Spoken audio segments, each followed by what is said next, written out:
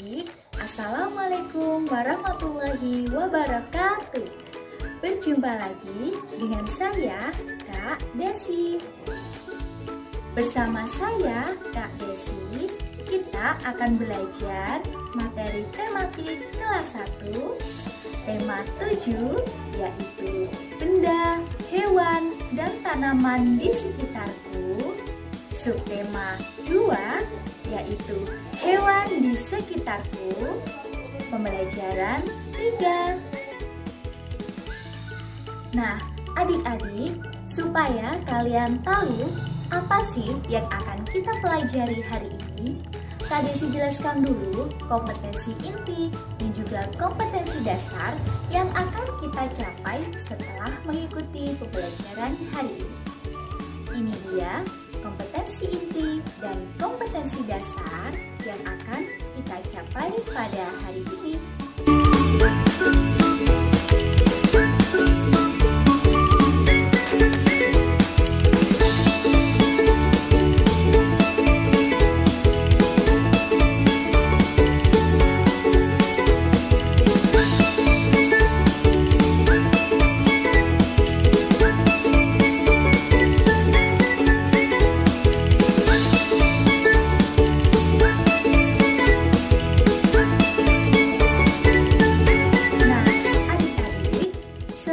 Berlanjut ke materi, mari kita simak tujuan pembelajaran yang kalian dapatkan setelah menyimak materi berikut ini. Ini dia tujuan pembelajaran kita hari ini.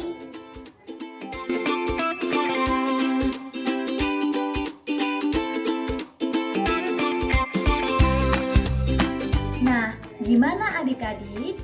Apakah kalian semua sudah siap dan semangat untuk belajar hari ini? Jangan lupa berdoa dulu ya. Nah, kalau kalian sudah berdoa, marilah kita belajar bersama saya, Kak Desi. Ada yang masih ingat kalian kemarin belajar apa? Ya, kalian kemarin belajar tentang ungkapan pemberitahuan. Masih ingatkah kalian apa itu yang dimaksud dengan ungkapan pemberitahuan? Ya, jadi ungkapan pemberitahuan itu adalah suatu kalimat yang diungkapkan atau dituliskan untuk memberitahukan tentang sesuatu.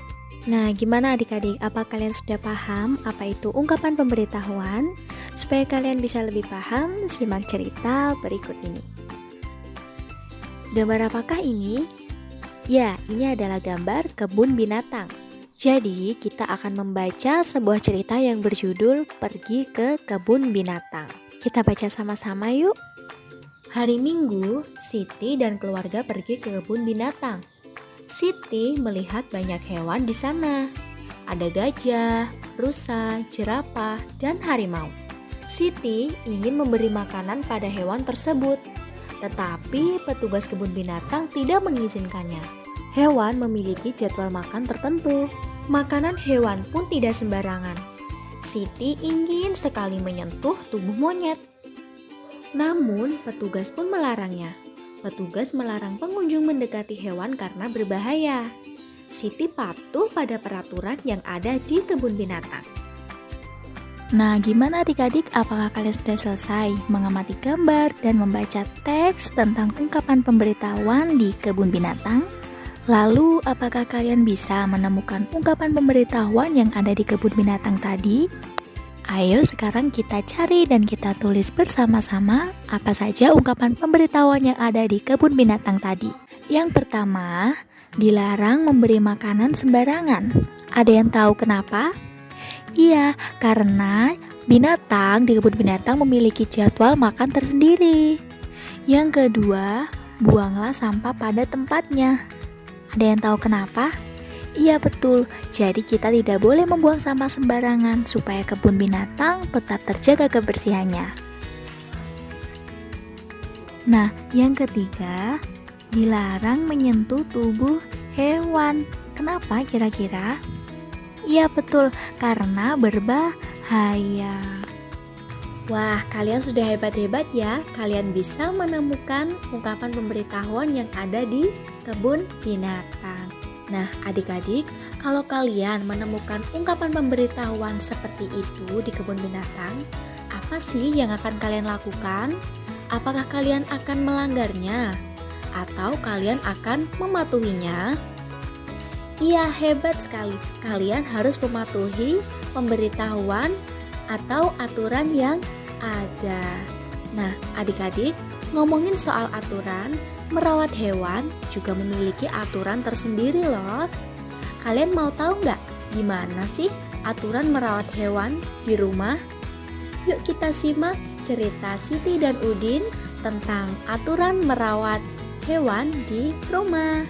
Hai Siti, kamu sedang apa? Hai Udin, aku sedang membersihkan makanan kelinciku.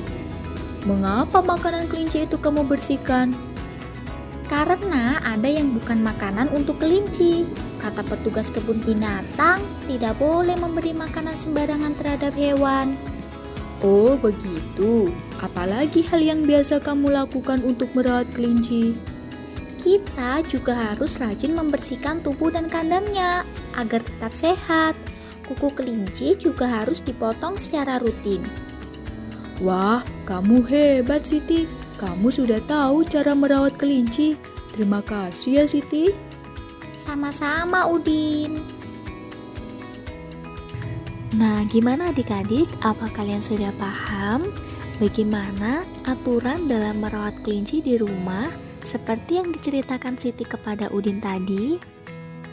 Nah, supaya kalian bisa lebih memahami lagi tentang aturan merawat kelinci di rumah, yuk kita tulis bersama-sama apa saja sih aturannya. Aturan merawat kelinci. Yang pertama, membersihkan makanan kelinci. Yang kedua, tidak boleh memberi makanan sembarangan terhadap kelinci. Yang ketiga, harus rajin membersihkan tubuh dan kandangnya supaya kelinci tetap sehat. Yang keempat, kuku kelinci harus dipotong secara rutin. Jadi gimana adik-adik? Apa kalian sudah merawat hewan peliharaan kalian di rumah sesuai dengan aturan? Lalu apa kalian masih ingat tadi di awal kita membaca teks tentang apa ya? Ya benar, kebun binatang. Jadi bukan cuma Siti, tapi Beni juga pergi ke kebun binatang loh. Yuk simak cerita Beni saat berkunjung ke kebun binatang. Petugas kebun binatang membuat banyak papan pemberitahuan. Papan pemberitahuan ditulis dengan baik dan jelas. Papan pemberitahuan dipasang di tempat yang diperlukan. Papan pemberitahuan membantu pengunjung untuk memahami peraturan dan lokasi.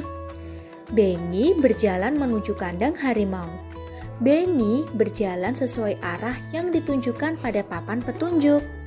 Setelah sampai, Beni melihat kandang harimau berseberangan dengan kandang beruang.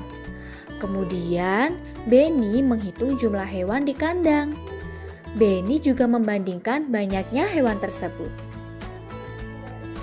Yuk, sekarang coba kita hitung ada berapa ekor harimau di kandang? Ya, 9.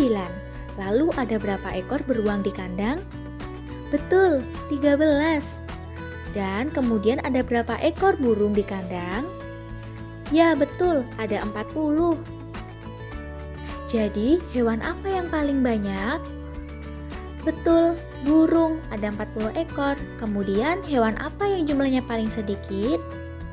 Ya, harimau, ada 9 ekor. Jadi, urutan hewan dari yang paling banyak adalah burung, beruang, dan harimau. Lalu, urutan hewan dari yang paling sedikit adalah harimau, beruang, dan burung. Yeay, kalian hebat. Jadi adik-adik, kalau kalian ingin mengurutkan bilangan, kalian tinggal melihat angka depannya. Misalnya 30 dengan 40, 3 dengan 4 besar mana? Iya, besar 4. Jadi kalau bilangan dari yang terbesar 40 dulu baru 30. Nah, sedangkan bilangan dari yang terkecil 30 dulu baru 40. Lalu bagaimana kalau angka depannya sama? Misalnya 32 dengan 35. Kita lihat angka berikutnya, yaitu 2 dan 5. Masih besaran mana? Iya betul, masih besaran 5. Jadi kalau urutan dari yang terbesar 35 dulu baru 32.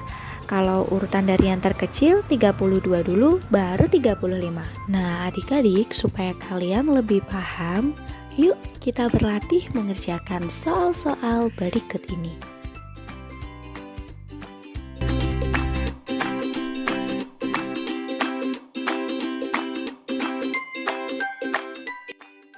Nah, gimana adik-adik?